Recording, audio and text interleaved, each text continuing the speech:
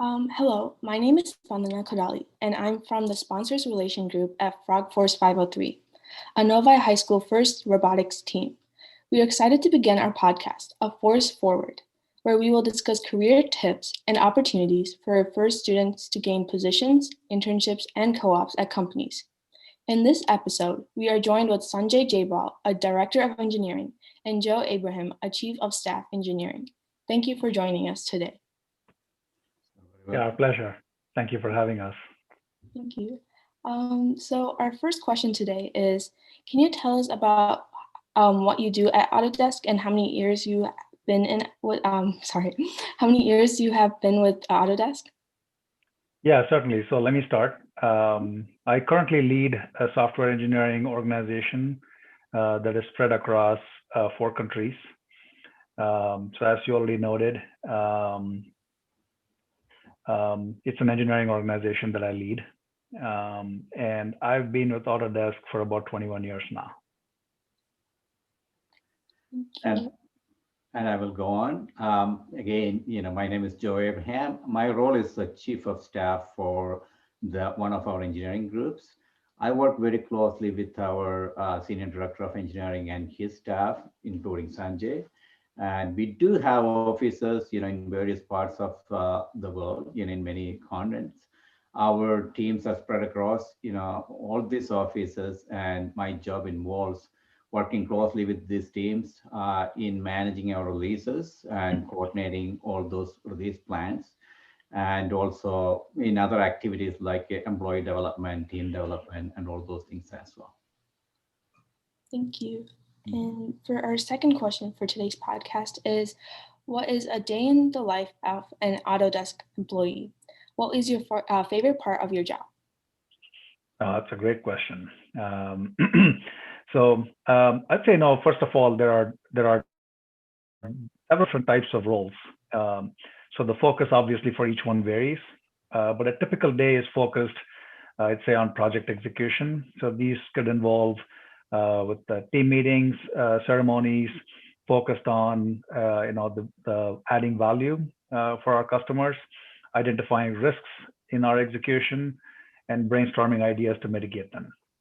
I know I'm kind of, oversimplifying what we do on a daily basis, but at a high level, that's what it boils down to. It's all focused on execution. Now, team members are, we also encourage our team members to find time to connect on a lighter note. So it can't just be all work and no play. So people do find opportunities to either connect ad hoc or take breaks, go for walks, whatever kind of is good for them personally when they need it. Um, and we also try to intersperse these with team social events, more so given the current pandemic that most people are working from home. So we try to do that as well. With respect to the favorite part of my job, I guess it's hard to come up with one. So I'm going to say two things. The favorite part of my job, one is obviously the people that I work with, all really super smart and super passionate about bringing their best every day. And second, I'd have to say, just the satisfaction that I feel when we are able to solve customer problems.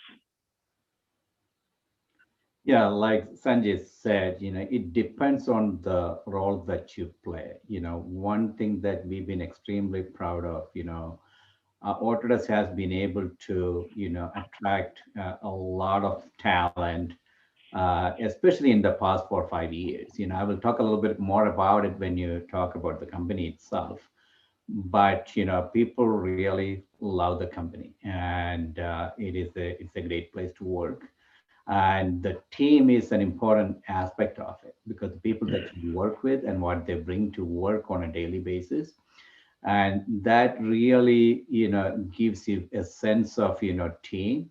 And you know that you're working just like Sanjay said. It's a great group of people, very smart people, and that really gives you the satisfaction of getting something done with that kind of a team, and brainstorming ideas with them, and working on real issues that facing our customers, and managing the risks and dependencies between the teams, and all those things. Those are all favorite things that I like to do. Thank you. And our next question is, why is Autodesk so passionate about teaching people of all ages CAD? Okay, yeah, that's another good question. So I think it's probably a good good to start with what our vision and mission are. So our vision at Autodesk is a better world designed and made for all. So this is kind of where we draw the inspiration from, and take a step down from that to look at what our mission looks like.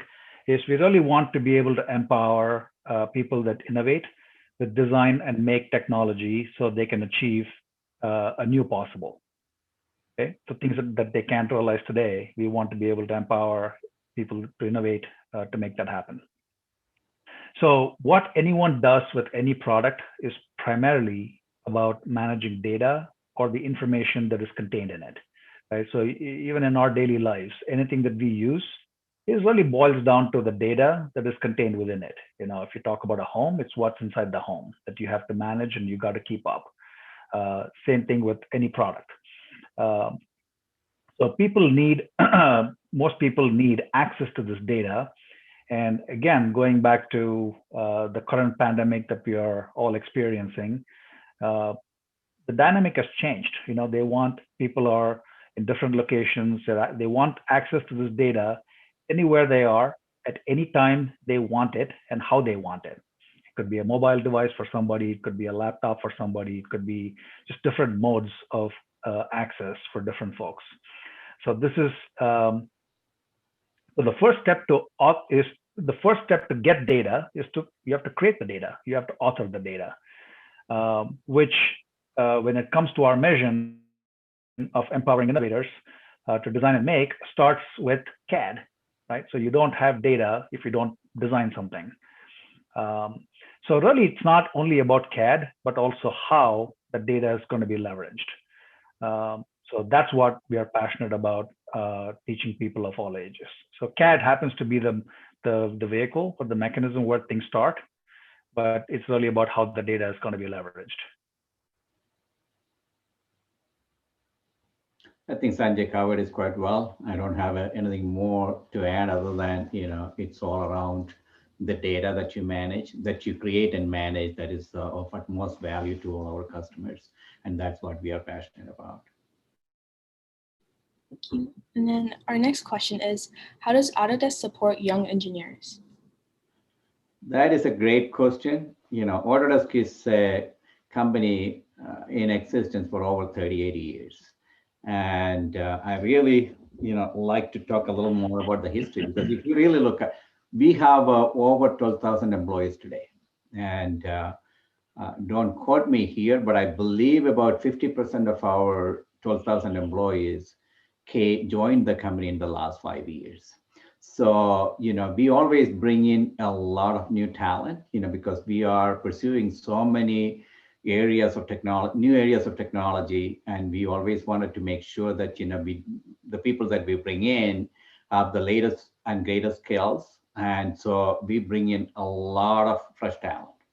If you look at the Novi office itself, at the beginning, when Sanjay and I joined the company about 20 plus years ago, it was primarily a CAD house. We were just mostly software development for our design products. It has changed a lot in the past few years. It is becoming more like an IT hub. We do have a lot of people who are working on our infrastructure and also on our cloud platforms. So it has spread out quite a bit.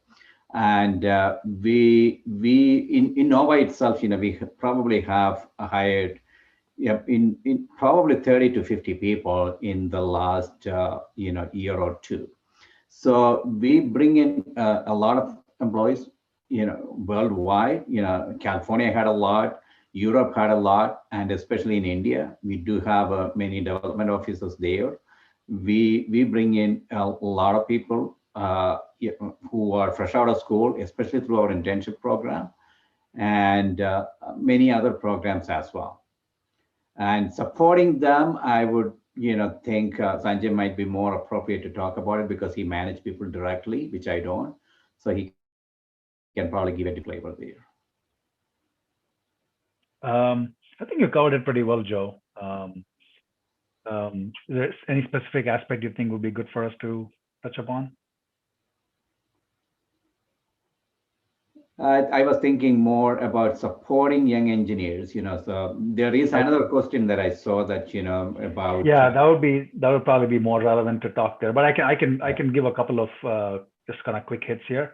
So in terms of supporting, obviously, but it depends on when we typically, since we are saying young engineers, most folks either come in with just maybe fresh out of school or maybe not with much experience, right? So we have a couple of things that we try to do. One is obviously an orientation so that they get the right step forward to feel at home. So this may mean that they get used to our products, they get used to the way we develop software. If they want some real world projects to work on, maybe we start them out small, where they on small projects where they get hands-on experience learning some new tech. Um, and in addition to that, we also have a mentorship program where they can get help from more seasoned and more experienced software developers or people in their role. So if it's a product manager, maybe they find a way to connect with a more experienced product manager. So we offer those types of programs as well to make sure people they've got the right vector in how their career is developing. Thank you. And then our next question is, uh, what is Autodesk hoping to accomplish in the future? Okay, so this one might be a bit of a lengthy answer, but I will try to keep it as concise as possible. So if you look at where Autodesk plays, we have three broad markets that Autodesk is a leader in. So they are AEC, which stands for architecture, engineering, and construction. We have manufacturing as an industry, and then we have production as an industry, which is more, so production is more focused on media and entertainment. So things like, video games and some of the Hollywood movies and whatnot. But when I say production, I'm talking more about movie production. Um, so across all of these industries, there are some common themes that we see as a company, which is about connecting and automating business processes. And in doing so, we also want to be in a position to generate valuable insights for our customers that help their businesses become more efficient value providers in their respective industries. So obviously, if you talk about an AEC customer, they probably don't have a big need for an M&E type solution and vice versa. But there are also some cross-industry workflows that are relevant. So you talk about AEC, you're talking about buildings, you're talking about big infrastructure projects like a bridge or massive construction sites, right, where they build skyscrapers, whatnot. Now that's just the building aspect of it, but inside the building you have manufactured products. You need to have an HVAC system. You need to have um, maybe elevators. You need to have escalators. These are all more on the manufacturing industry side of things. So specific to each of these industries, if I look at AEC, there are disconnected processes between design, which is done by architects, engineering, which is done by building engineers, and construction, which is the actual execution at the site. Now, in order to make this more efficient, reduce waste and rework, it is important to have data connected across this entire ecosystem. So if an artist or if an architect wants to see a change made, how quickly is that change going to reach the construction site? Or at the construction site, if they have to make a real-time decision to change something, is that going to reflect in the building plan that the engineer came up with? So all of these processes need to stay connected, and for which we need to have a way to do so, right?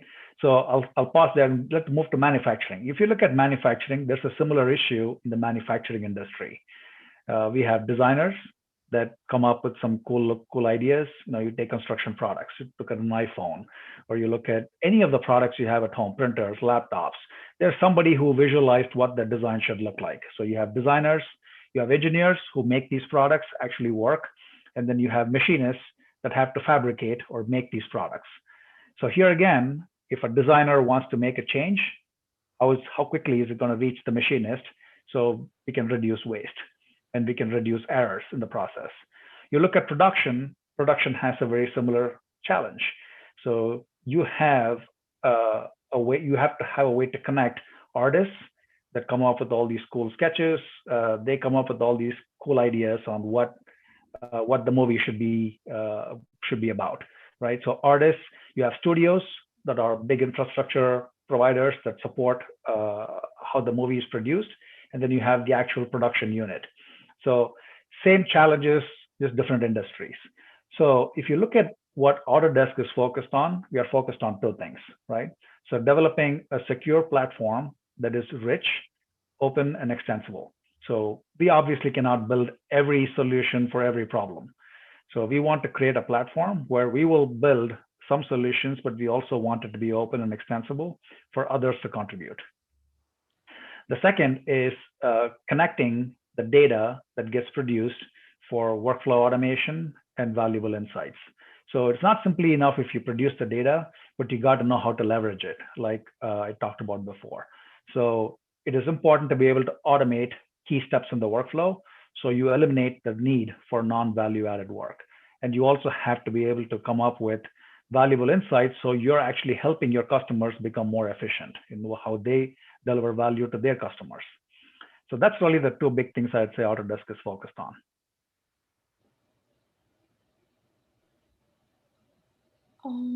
So I'll move on to the next question then. So our next question is, when you first started working at Autodesk, what were your positions? I'll go first. I'll go first. Most of my career at the beginning was mostly in the quality assurance area. So when I came to Autodesk 22 years ago, I came in as a QA manager. So essentially, what the QA role is testing and validation of our products before we ship it to our customers. Those days, it was mostly box software, but we worked extensively with our customers to try to simulate their workflows as much as we can. And our team worked very closely with them to validate the products that we deliver is going to meet their needs. So finding the bugs and fixing them before it gets it to the field, that was my primary role. Later on, after managing the QA team for a while, moved on to project management, mostly working with the teams to putting together the plan for building and delivering the software. And that's what I did for a while. Later on, I became chief of staff. That was a little more broader role where I work the leaders of the organization in building teams and also putting together the plans to successful delivery of our projects as well. Yeah, and I would say when I came to Autodesk, I joined the company as a quality assurance engineer. Very similar focus to what Joe said in terms of testing was the primary focus to ensure that we are able to catch at least most of the critical issues before our customers report them. Thank you. And then our next question is, what different types of programs do Autodesk use to build its software? How long might it take to develop an average software program? Yeah, so the second part of the question is a bit tricky, but I'll try to address it. So if you talk about desktop applications, we primarily use C++, C#, and some HTML. I'm sure there's plenty of other things that we get off the shelf, for like automation tools and whatnot. But these are the primary programming languages that we leverage for desktop applications. Now, if you look at our cloud-based applications, it is pretty broad. We have, I probably won't even do justice covering everything, but I'll name a few. So we use Java, JavaScript, Node.js, HTML, CSS. We have databases. We use Angular for the front end. We use React for the front end. So there's a lot more. And then when it comes to building the software and deploying the software, there are more. We use Docker, we use Artifactory, we use AWS that help with a lot of the CI/CD automations. So the entire profile for programming languages is quite different when you talk about cloud applications versus desktop applications. And then on top of this, we also have some mobile applications, which is if you're doing it on an iOS system, you're using Xcode. So there are those flavors as well. Now, in terms of how long might it take to develop an average software or program, it really depends on a couple of things, right? It depends on the software, the program that you're developing, and the industry that you're trying to cater to. So I can't generalize this honestly, because if you look at Autodesk, for example, a desktop application like some of our hero products like Autodesk Inventor or AutoCAD or Revit, these were multi-year efforts.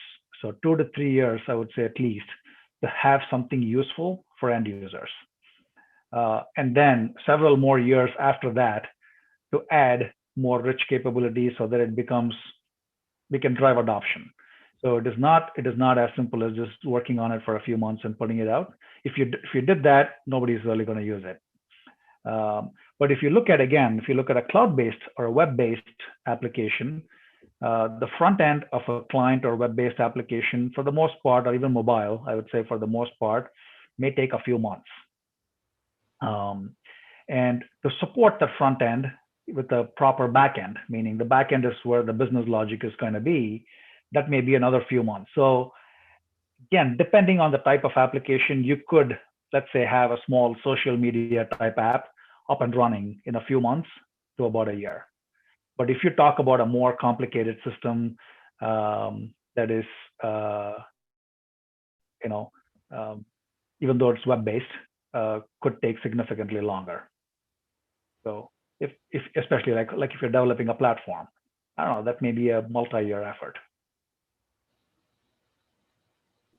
Thank you. And then our next question is, how is your company helping both families and students cope with COVID-19? That's a great question, and very appropriate in the circumstances that we are living. All our employees have been working remotely, just like pretty much every IT company these days since COVID hit. Being a software company with offices all around the world doing development, we've been using a lot of collaboration tools already. Slack, Microsoft Teams, Zoom, all of them are being used by pretty much every employee company.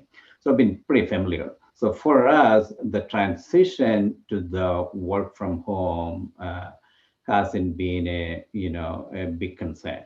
People were pretty much using the tools, and we didn't really feel that there was a lot of productivity loss or anything by doing that.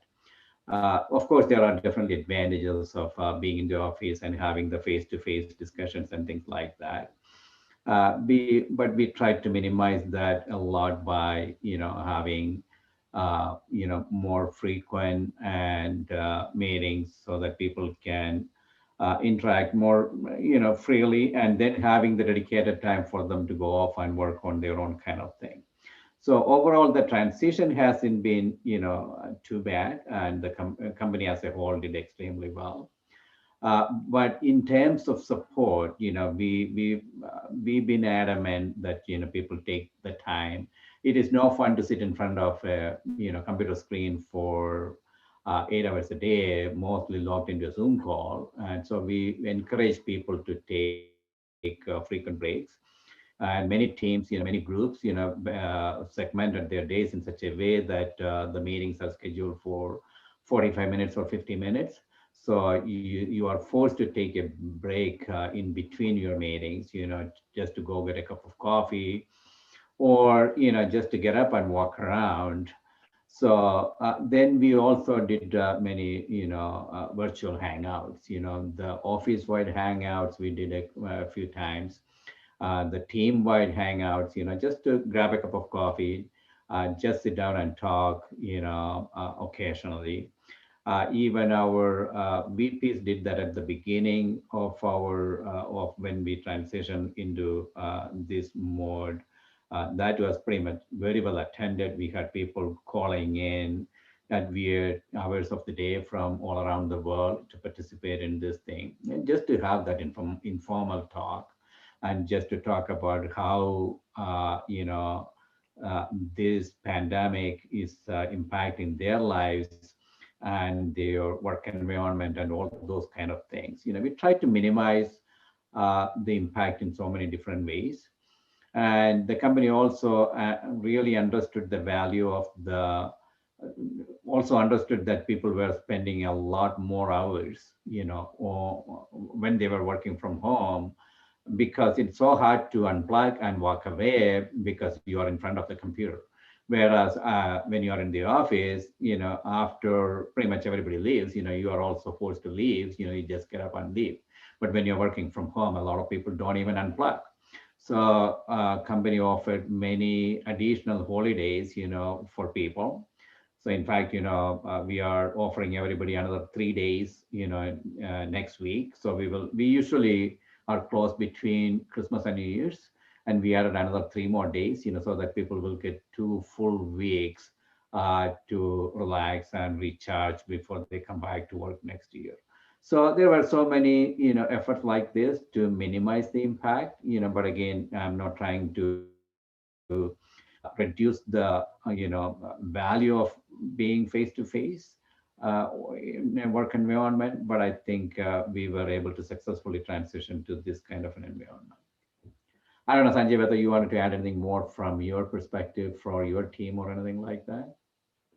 No, I think you hit on all the things that we are doing to support our employees and their families, because everybody fully appreciates the fact that the situation is not going to change anytime soon. So it's more of how well we can adapt to the situation as opposed to feeling frustrated.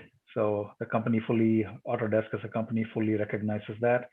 And I think our leadership team has done a fantastic job providing the necessary support for people to, either, like Joe said, recharge. If you need to take time off to go help your kids with schoolwork, do that. So I don't think it's really the only downside, if any, I would say is probably it's hard for employees to find a good stop for the day, right? So everything just kind of blends. So I think the company has done a fantastic job to help employees through this pandemic. And by the way, we are seeing that as part of, we do run an employee survey once a quarter, and we are seeing the impact of all the efforts the company has put forth in just our employees' validation that yes, they do appreciate the support they're receiving. Thank you. And then our next question is, what advice do you have for students who want to land a career similar to yours? Are there any specific fields students should look into? Yeah, to me, now this one I'm going to probably try and keep it simple because there's just a variety of avenues people could pursue. But as advice, I would say, learn as much software tech as you can and as broadly as you can. So this does not mean you become an expert in any one thing, but having a good understanding of what's out there. And the second thing I would say is on the other side of the software tech is the domain knowledge in manufacturing workflows. So my guess is most first students are involved in actually designing and building something. So that really caters well to the manufacturing workspace. So understand domain knowledge is a big asset because many folks that actually develop or write software code in many cases don't have a good appreciation for what a customer might do with it, how do they plan to use it, right? So I think having that empathy and knowledge is definitely very helpful. Now, with respect to what fields, uh, my personal belief is don't say no to opportunities. So it could be design, it could be simulation, it could be manufacturing, it could be generative design, it could be electronics, it could be machine learning. They are all very relevant to what many companies in the manufacturing space are trying to do. So even if not Autodesk, there's always opportunities that will arise, uh, and you cannot go wrong by knowing any of these fields as well as you can.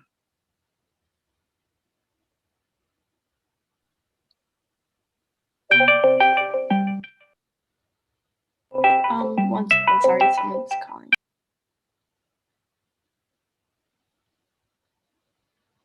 Sorry about that. Yes. So our oh, sorry, did I cut you off? Or No, you didn't. Please go ahead. Mhm. So our next question is, how Autodesk how did Autodesk change your perception of more diversity in engineering and business? That's also a great question. So when I joined Autodesk, 20 plus years ago, I remember we had one female software developer in the entire Novi office. And that was not unique to Autodesk those days, because we did not really have a lot of, female employees in any, software company at that time. It was not a field that a lot of people were not going into. Uh, Things have changed dramatically since then. Autodesk is a strong believer in having a very diverse, workforce, and we have done an excellent job in hiring, very diverse talents in the past, I would say 5 to 10 years. The past 5 years and have been amazing because of the probably 50% of the employees that we hired, a vast majority of them are, female employees, and also, very racially diverse, is an employee pool that we have today. So it is across the board. It is not only, in US alone, but if you look at, our offices in Europe and Asia, we have a very focused effort, going on, bringing very diverse talents. And we do have a extremely diverse workforce today. Yeah, and I'd probably just say, Autodesk as a company is hugely committed to diversity. Um, so my perception, having been with Autodesk for so many years, I've definitely been able to just firsthand witness how that fuels creativity in our group, not just my group, but just in general in Autodesk. How it's been able to generate new ideas, develop innovative experiences for our customers, helping our business grow in ways that we hadn't thought of before.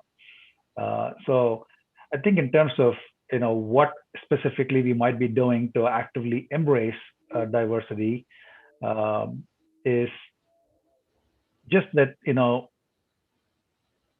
our focus is Autodesk wants to make sure that our team reflects the world that we live in. So simply put, that's really what it comes down to. So we work with many different organizations to nurture and recruit young talent, specifically focused on diversity. So I'll just name a few. So we work with the Society of Women Engineers, Society of Hispanic Professional Engineers, National Society of Black Engineers. There's a organization called Code 2040. So this is they mobilize the largest racial equity community in tech. We have Students Rising Above is another organization. There's Girls Who Code. There's the Interact Project. So I won't list off everything else, but I mean, just to name a few, those are several collaborations that we currently have within Autodesk um, to embrace diversity. Thank you. And then our next question is, what are the different scholarships that Autodesk provides students with and where can they apply? I will start with what we do for first robotics. Okay, and it is Novi office specifically. We've been supporting many first teams for many years now. We do have a set budget. It varies every year, but we do have a budget to support many teams. Uh, right, it goes through a nomination process. uh, Teams approached us, and based on what I know, we have been able to accommodate every team that we approached us to a certain level of funding. In the past few years, I'm hearing we did not really get a lot of nominations or applications. So what we have been doing was, we provide that funding to the Michigan First organization, or whatever your umbrella team, who runs the Michigan programs, and they assign those funds to the teams who are in need of it. We can still make the nominations for the teams that request to us. So last year, I think we had two or three. The only thing that we ask people to do, the teams to do, is when they are done with their project, we ask them to come to our office and give us a presentation of what they have done. And these kids have done an amazing job. Every year we were all very impressed with what they've been able to accomplish as a team. And in fact, many of them ended up becoming our interns and eventually full-time employees as well. So first is something that we really take pride in supporting, and we will continue to do that. So for anybody who is looking for funding, I've a sponsorship. Again, we do have programs available, and you can reach out to one of us, and we will help you out. In terms of other scholarships that are available, there are some programs available, but I don't have a specific information about those. That is something that I have to reach out to our HR and find out what is available. But I know that there are some other programs that we support as well.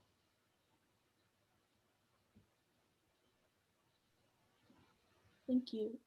Sure. And our next question is, what is the pathway for students to do co-op or internship positions within your company? You want to answer this, Joe? Yeah. Yes. Sure. So we do have annual summer internships in the U.S. Rick, so I'm specifically focused on the U.S. when I say this, because we have a formal internship program that is available in other locations, but they are slightly different in other locations. So in the U.S., we do have an annual summer internship. So the recruitment process for that typically runs January of each year to about March, during which time frame we identify potential interns and also the work that they would be engaged in. And the actual internship would occur, I don't know, so far it's been mid-June to about mid-August. That's kind of the window when students come on board. And I don't know, yeah, so this is the second year I think we will do. 2021 might be the second year we will do sort of virtual internships. Until then, people, interns have kind of been co-located and shown up to the location, even if they are from a different state. So we do provide assistance for them to relocate for the duration of the internship. But this year, 2020, I had two interns in my group, and both of them were virtual. So anything you want to add, Joe? Just, primarily we look for interns in business, design, and engineering. Those are the three major areas that we focus on. And, we hire a lot of interns, so it is a great program that we've been, able to make a lot of them full-time employees after that as well. So it has worked out very well for us and also for our employees. Thank you. And then Mhm. our next question is, what support or professional development does your company offer for entry-level employees?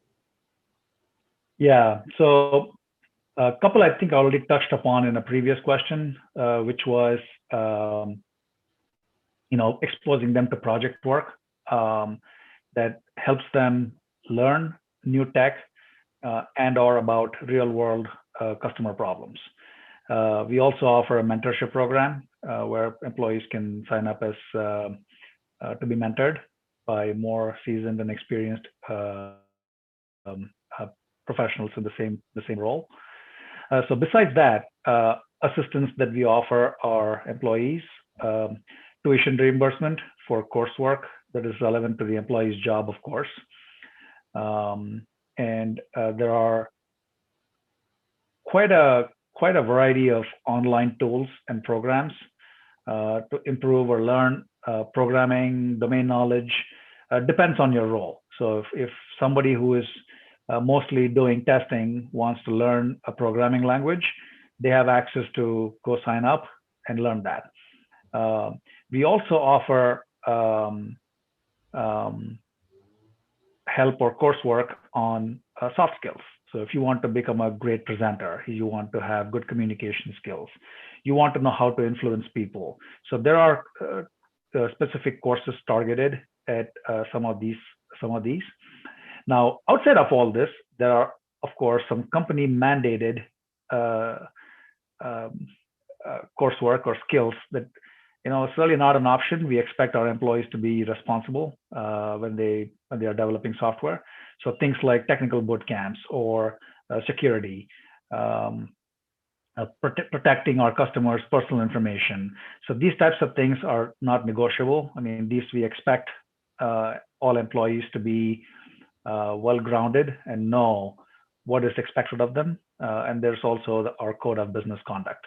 So all employees agree to abide by our policies laid out by the company. So I think in terms of helping entry level employees mature into responsible and savvy professionals, I think it's a pretty good breadth of programs that Autodesk offers to help them get there. Sanjay covered it very well, so I don't have anything more to add there. Thank you. And then our last question for today is, we covered a lot of information and we want to be sure to include all areas that are important for our audience to know in their career path. Do you have anything else you'd like to add? Yeah, so I'd say, just in general, I think, I have to admit, I've personally not been heavily involved with first in my hands-on. I've had members of my team be involved with first. Interestingly, that was in Portland, not in Michigan. So I had a team in Portland, and I've actually been involved with that. And I've not been able to go to their competitions, but have been involved in having a team member directly. We have recruited, first students, built a simulation software and whatnot. So what I would say is, there are several dynamics evolving in the manufacturing industry. I mean, if you just look across the board, anything that you might buy, most products are becoming smart, right? So modular production lines that support anything from additive to subtractive to hybrid manufacturing is becoming the next trend in the industry. There's demand for, like we talked about, demand for instant data access and insights. So this means an integration of several business processes and requirements, even if you think it's a mechanical design. Today, any product you go buy has some electronics in it. It has some combination of plastic and metal. It's all kinds of cool things that people are building are not restricted to one field anymore. So my general kind of call out to any students, first or otherwise, would be, start thinking in very similar ways when they're building robots or building whatever they're doing. Think in ways where um, you can exercise a focus on all these areas, right? I'm sure students are doing that, so I think it aligns well. So if you build a robot, I have seen students integrate electronics into it. There's some mechanical aspects to it. There's some kinematics and simulation to it. They have sensors and whatnot to give them feedback on how to move things, and they're controlled remotely. So I think it's fantastic. First, it's a great program that helps students already get ready for this type of a trend in the industry. Exactly. The other thing that we don't want to overlook is working the aspects of working as a team. Especially, you guys are doing a great job in first because you are working in teams. So understanding, each other's strengths and how best to leverage them and how you can support and help each other and trying and looking to it that working towards that common goal that you all have it and making sure that, everybody is developing and supporting, their own personal skills and work towards your end goal of finishing the project is extremely important, when you work in a team environment. And that is something that you guys are doing and will continue to emphasize that it has a big role in it. Thank you, Mr. Abraham and Mr. Jaypaul, for joining us on A Force Forward. We appreciate you taking the time to educate our audience on Autodesk. It is helpful to hear best practices that our audience can be mindful of as they move through high school and college and launch into their entry-level careers. Thank you for our audience, and be sure to join us next time on Frog Force Team 503's podcast, A Force Forward. Thank you very much. Our Yeah, pleasure. thank you so much for having us. Like I said,